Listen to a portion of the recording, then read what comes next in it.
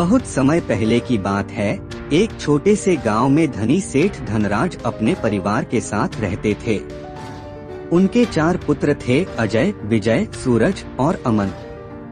सेठ धनराज अपने चारों बेटों से बहुत प्रेम करते थे, लेकिन उन्हें इस बात की चिंता थी कि उनके पुत्र जीवन की सच्ची सीखों से अनभिज्ञ थे। वे अपने आरामदायक जीवन में इतने व्यस्त थे कि उन्होंने कभी संघर्ष का सामना नहीं किया था। एक दिन सेठ धनराज ने सोचा कि वे अपने बेटों को जीवन का महत्व और संघर्ष का मूल्य सिखाएंगे। उन्होंने चारों को बुलाकर कहा, मेरी उम्र बढ़ रही है और मैं चाहता हूँ कि तुम चारों दुनिया के बारे में सीखो। इसलिए मैं तुम सभी को एक यात्रा पर भेज रहा हूँ। तुम्हें अलग अलग दिशाओं में जाना होगा और 1 वर्ष बाद लौटना होगा। जो सबसे अधिक ज्ञान और अनुभव अर्जित करेगा, उसे मैं अपनी संपत्ति का सबसे बड़ा हिस्सा दूंगा। अजय उत्तर दिशा की ओर चला। वहाँ उसे एक गांव मिला जहाँ लोग अत्यधिक मेहनत करते थे। वह एक किसान के यहाँ ठहर गया और वहाँ खेती करने लगा। प्रारंभ में उसे बहुत कठिनाई हुई, लेकिन धीरे धीरे उसने सीखा कि परिश्रम से ही सफलता मिलती है। उसने देखा कि किसान कैसे धैर्यपूर्वक बीज बोते, फिर उसकी देखभाल करते और अंत में फसल काटते। अजय ने खेतों में काम करते हुए अपने शरीर और मन को मजबूत बनाया। उसने देखा कि बारिश और सूखे के कारण किसान कई बार निराश हो जाते थे, लेकिन वे कभी हार नहीं मानते थे।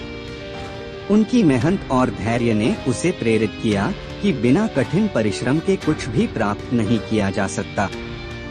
विजय पश्चिम दिशा में गया। वहाँ उसे एक नगर मिला जहाँ व्यापार बहुत फल फूल रहा था।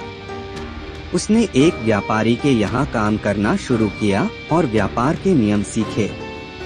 उसने देखा कि कुछ लोग बेईमानी से धन कमाते हैं, लेकिन अंत में वे परेशानी में पड़ जाते हैं। वहीं जो लोग ईमानदारी और न्याय के साथ व्यापार करते हैं, वे अधिक स्थायी रूप से सफल होते हैं। एक दिन विजय के सामने एक कठिन परिस्थिति आई। एक धनी व्यापारी ने उसे अधिक लाभ देने का लालच दिया, लेकिन उसे एक झूठे सौदे में शामिल होने के लिए कहा।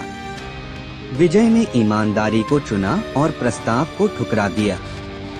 यह निर्णय उसके लिए कठिन था, लेकिन अंत में लोगों ने उसकी सत्यनिष्ठा को पहचाना और उसका व्यापार सफल हुआ। सूरज दक्षिण दिशा की ओर चला। वहाँ एक पहाड़ी इलाका था जहाँ जंगली जानवर और कठिनाइयाँ थीं। उसने देखा कि वहाँ के लोग बहुत बहादुर और निडर थे। एक दिन गांव पर डाकुओं ने हमला कर दिया। सूरज ने गांव वालों की मदद से डाकुओं को भगा दिया। गांव वालों ने सूरज की बहादुरी की सराहना की। इस संघर्ष के दौरान सूरज ने सीखा कि केवल हथियारों से ही नहीं, बल्कि बुद्धिमत्ता से भी युद्ध जीते जाते हैं। उसने गांव वालों को संगठित किया, योजना बनाई और डाकुओं को हराने में सफल रहा।